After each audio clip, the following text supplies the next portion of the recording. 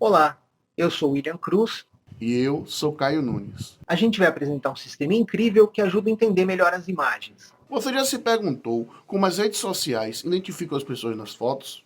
Ou como o sistema de segurança reconhece objetos em imagens? É isso que a gente vai mostrar. Nossa solução usa uma tecnologia AWS chamada Recognition.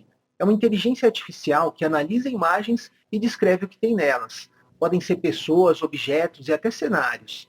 Demais, né? Funciona assim: você faz o upload de uma imagem e em segundos ela é analisada pela IA.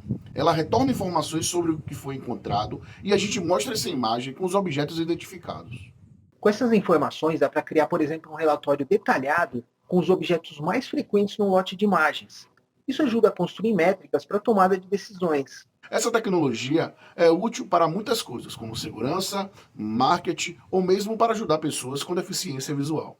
E o melhor de tudo é que o sistema é automatizado. Você só precisa enviar a imagem e a ferramenta faz o resto. É rápido, preciso e escalável.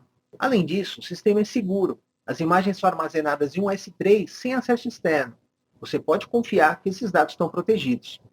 Esse é um sistema de análise de imagem poderosíssimo e fácil de usar. Se você quiser ver como a gente fez, tá tudo aberto e explicadinho no GitHub. E se quiser saber como essa ferramenta pode ajudar a sua empresa, procure a gente. Estamos aqui para ajudar.